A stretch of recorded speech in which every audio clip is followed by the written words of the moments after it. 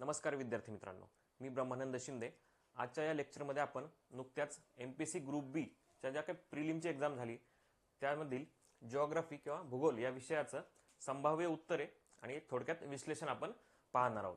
तर पहिला क्वेश्चन आहे, तर हा सेट बी आहे, त्यानुसार आपण जातोय.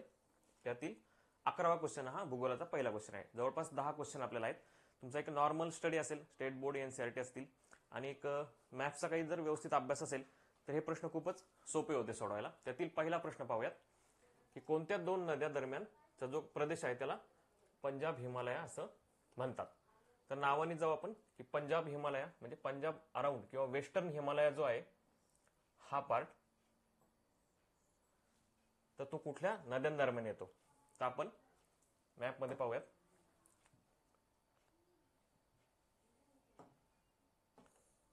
तर इथे पहा,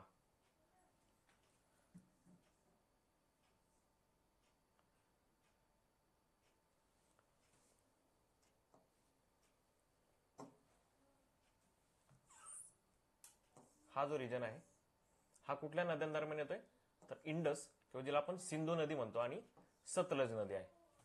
सिंधू आणि सतलज. तर आपला उत्तर क्रमांक आहे 1. तर बाकीचं पाहूयात आपण.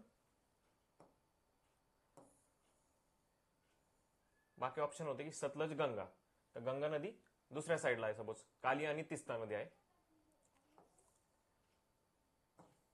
तर काली नदी सुद्धा कुठं आहे, इकडं बंगाल साईडला आहे. त्यामुळे आपला रिजन त्यामध्ये येतो का, तर नाही येत.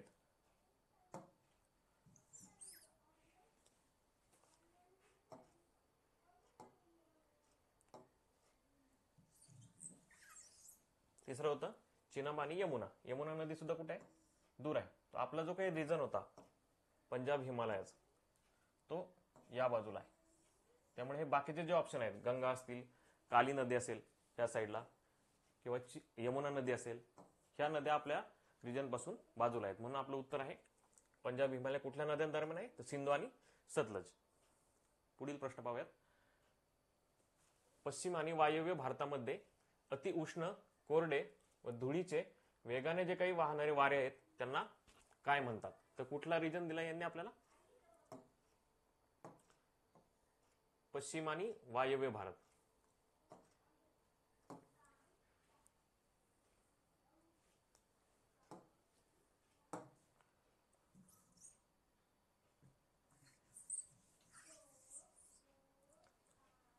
पश्चिम आणि वायव्य भारत कुठे येते, तर हा जो पार्ट आहे आपला,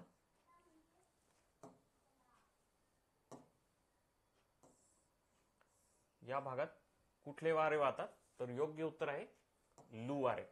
हे सगळे जे काही वारे आहेत, लू असतील, नॉर्वेस्टर असेल, कालबैसाखी असेल, हे वारे प्री मान्सून शॉवर त्यांना आपण म्हणतो. मान्सूनच्या आधी जस्ट पडतात आणि वेगवेगळ्या भागामध्ये एक तापमानापासून सुसह्यता जाणवावी म्हणून किंवा तेथील जे काही पिकं आहेत त्यांना फायदा होऊन, मँगोचं जे काही पीक असेल किंवा चहाचं असेल, कॉफीचं असेल, ज्यूटचं पीक असेल, यांना त्यामुळे फायदा होतो. आणि हे सगळे जे काही वारे आहेत किंवा जे पाऊस घेऊन येतात ते दुपारच्या नंतर किंवा संध्याकाळच्या वेळी घेऊन येतात. तर आपलं उत्तर आहे लू वारे. तर बाकीचे ऑप्शन आपण पाहूयात. तर नॉर्वेस्टर कुठं असतो, हा जो रिजन आहे इकडं बंगाल असेल, आसाम असेल, या रिजन मध्ये जे वारे येतात त्यांना माहिती नॉर्वेस्टर. आणि नॉर्वेस्टरच बंगालमधील नाव आहे कालबैसाखी या रिजन मध्ये. आणि त्याला आसाममध्ये काय म्हणतात, तर बारडोली चिर्रा. आणि चहा वारे कुठे येतात, तर आपल्याला केरळ, कर्नाटक ही जी काही बॉर्डर आहे इथे चहाचे वारे येतात. ऍडिशनल तुम्हाला 2 देत, मँगो शॉवर आणि चेरी ब्लॉसम, हे वारे सुद्धा केरळ, कर्नाटक या किनारपट्टीवर येत आहेत. पुढील प्रश्न पाहूयात. महाराष्ट्रातील घाट आणि त्यांवरील रस्ते यांच्या जोड्या आपल्याला लावायला सांगितलेल्या आहेत. तर आपल्याला ह्या प्रश्नामध्ये प्रश्न सोडवणं हा पार्ट तर आहेच ग्रुप बी मध्ये, पण तो फास्ट कसा सोडवता येईल हे आपल्याला पाहायचं. मी आपण 4ही ऑप्शन पाहतो आणि त्यावरून आपण उत्तर काढतोय, तुमचा वेळ जाणार आहे. तर हा वेळ कमीत कमी कसा जाईल हे पाहायचंय. म्हणून माहितीतले जे काय आहेत, सपोज आपल्याला थळघाट सगळ्यांना माहित असतो, तो पहिला आहे, नाशिक साईडला आहे, तर तो घ्यायचा आहे. आपल्याला माहित आहे की डचं 1 आहे, तर त्यावरून जे काही उरलेले ऑप्शन आहेत ते इलिमिनेट करायचे जेणेकरून आपला वेळ वाचेल. आता यांच्यामध्ये ब सेम आहे, मग काही सेम नाहीये ते पाहायचंय. सपोज अ पाहिला, फोंडा घाट, आपल्याला माहिती आहे फोंडा घाट कुठे आहे? शेवटला, कोल्हापूर पणजी. तर आपलं उत्तर येते उत्तर क्रमांक 4. पुढील प्रश्न पाहूयात. शंभू महादेवर डोंगररांगा टिंबटिंब नद्यांच्या दरम्यान आहेत. आपण मॅप पाहूयात. हा महाराष्ट्राचा फिजिकल मॅप आहे. यात विविध डोंगररांगा आपण पाहूयात. तर पहिली आहे इथं सातपुडा रांग, त्याच्यानंतर आपली आहे सातमाळा अजिंठा रांग किंवा त्यालाच आपण डोंगररांग म्हणतोय. त्याच्या खाली आहे हरिश्चंद्र बालाघाट रेंज आणि खाली आहे महादेव डोंगररांगा. तर आपल्याला काय विचारले? शंभू महादेव डोंगररांगा या कुठल्या नद्यांच्या दरम्यान आहेत? तर याच्या वरती ही जी आहे भीमा नदी आणि त्याच्या खाली कुठले? तर कृष्णा नदी.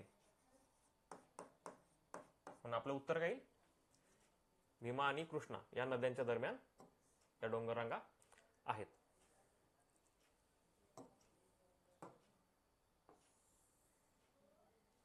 पुढील प्रश्न पाहूयात. स्वामीनाथन यांच्या व्याख्येनुसार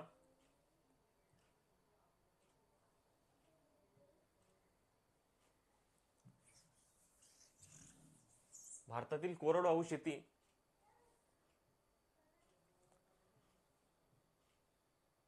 ज्या ठिकाणी कोरडवाहू शेती म्हणजे ज्या ठिकाणी सरासरी वार्षिक पर्जन्य हे डॅश डॅश आहे. तर तिथं पर्जन्य किती आहे हे आपल्याला विचारलं आहे. पहिला आपण पाहूया की कोरडवाहू शेती म्हणजे काय.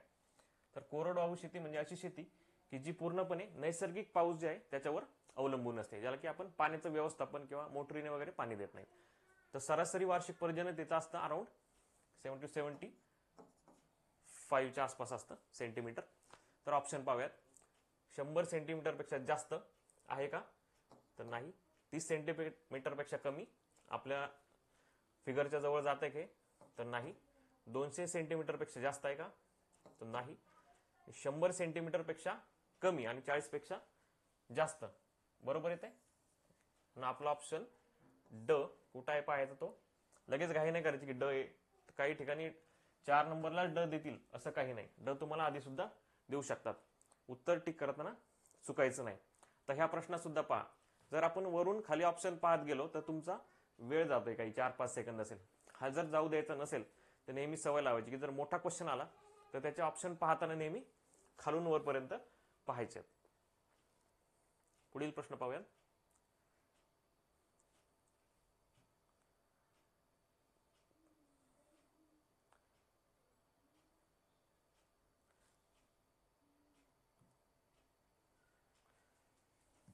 भारतीय जनगणनेनुसार खालीलपैकी कोणती वस्ती नागरी वस्ती म्हणून ओळखलं जाते?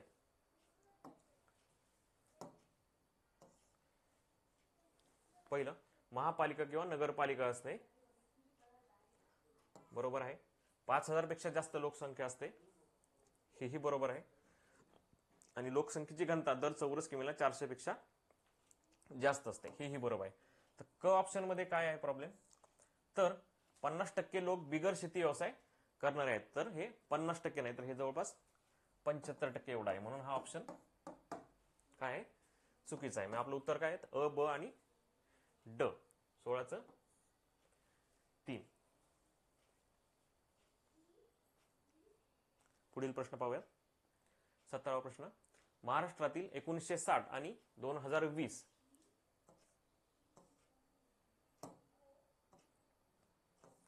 मधील एकूण प्रशासकीय विभाग अनुक्रमे किती व किती आहेत? तर 1960 च्या वेळी आपल्याला माहिती आहे प्रशासकीय विभाग किती होते? तर 4. म्हणून ऑप्शन अ 1 किंवा 2 मधील उत्तर येईल. बाकीचे तर कट झाले. आणि आता सध्या प्रशासकीय विभाग 2020 नुसार किती आहेत आपल्याला माहिती आहे? 6 आहेत. 8 अजून झालेलेच नाहीत. म्हणून आपलं उत्तर काय येईल? 17चं उत्तर क्रमांक 2 येईल. पुढील प्रश्न पाहूयात. 18वा. मृदा प्रकारांवर आहे आणि ते कुठल्या रिजन मध्ये आहे त्यावर आहे. तर जोड्या लावायच्यात. काळी कापसाची मृदा ही कुठं आहे? आपल्याला माहित आहे महाराष्ट्रात जो काही पठारी प्रदेश आहे तिथं आहे. 2 ऑप्शन गेले, लगेच कट करायचं, त्यांच्यामध्ये खेळायचंच नाही. जांभी मृदा, जांभी मृदा कुठे आहे आपल्याला माहित आहे, कोकण प्रदेश, ज्याच्यामध्ये आपलं काजू वगैरे जे येतात ती जांभी मृदा, ती कोकण प्रदेशामध्ये आहे. बचं एक कुठं आहे, इथे, म्हणजे आपलं उत्तर 2. पुढे खेळत बसायचंच नाहीये. पुढचा प्रश्न पाहूयात. प्रश्न क्रमांक 19. खालील विधानांचे निरीक्षण करून योग्य पर्याय निवडायचे. पर्याय 1, अग्निजन्य खडकात लोह, सोने, तांबी आढळते. बरोबर आहे. स्थगित खडकात चुनखडक आणि जिप्सम सारखी खनिजे आढळतात. हेही बरोबर आहे. आणि रूपांतरित खडकात अभ्रक, गार्नेट यासारखी खनिजे आढळत नाहीत. हे शब्द खूप घातक असतात पहा. आपण घाईमध्ये आपल्याला पहिला पार्ट येत असतो म्हणून आपण डायरेक्ट आहे असं पकडून उत्तर लिहितो. तर असं करायचं नाहीये. इथं एवढाच प्रॉब्लेम. याचं उत्तर आहे 3 नंबर. कारण रूपांतरित खडकात अभ्रक, गार्नेट सारखी खनिजे आढळतात हे बरोबर आहे, पण आढळत नाहीत हे काय चुकीचं आहे. म्हणून एका शब्दाने घात होऊ द्यायचा नाही, घाई करायची नाही उत्तर लिहिताना. उत्तर क्रमांक 19 आहे 3. पुढील प्रश्न पाहूयात. 20वा प्रश्न आहे, खालीलपैकी कोणती विधान किंवा विधाने बरोबर आहेत असं विचारलंय. हे सगळे जे काही ट्रिगर शब्द असतात, बरोबर आहेत, बरोबर नाही, हे सगळ्यांवर आपण लक्ष ठेवायचंय. कारण की या पेपरमध्ये आपण खूप घाईमध्ये प्रश्न सोडत असतो, तर आपल्याला उत्तर येऊन सुद्धा ते चुकतं कधी ते असे 1-2 सुद्धा प्रश्न चुकलेले नाही पाहिजे आपले उत्तरे. पहिलं, महाराष्ट्रात भीमा नदीचे स्वतंत्र खोरे आहे. अगदी बरोबर आहे. पैनगंगा नदी अजिंठा रांगेत उगम पावते. अजिंठा किंवा आपण बुलढाणा म्हणू शकतो, पण ती रेंज जी आहे ती अजिंठाचीच आहे. हेही बरोबर आहे. मांजरा ही नदी कृष्णेची उपनदी आहे का, तर नाही, चुकीची, ती गोदावरीची आहे. सिंदफणा ही नदी गोदावरीची उत्तरेकडील उपनदी आहे का, नाही. तुमचं जर नदी किंवा मॅप रिडिंग चांगलं असेल तर तुम्हाला माहित असेल की ती त्याच्या दक्षिणेकडील नदी आहे. म्हणजे उत्तर काय, अ आणि ब बरोबर. कुठं आहे ते पाहायचं. उत्तर तुमचं 20-1. अशा पद्धतीने आपले भूगोलाचे सर्व प्रश्नांचे उत्तर, संभाव्य उत्तर आणि त्यांचं विश्लेषण आपण पाहिलंय. यामध्ये आयोगाच्या उत्तर तारखेनुसार कदाचित एखादा बदल होऊही शकतो, त्याला आपण नेहमी तयार राहायचंय. आणि अशा पद्धतीने चांगला अभ्यास, NCERT स्टेट बोर्ड आणि मॅप रिडिंग चांगलं ठेवलं तर तुम्ही मॅक्झिमम मार्क पाडू शकता या सब्जेक्टमध्ये. तुम्हाला आगामी सर्व एक्झामसाठी माझ्याकडून शुभेच्छा. धन्यवाद.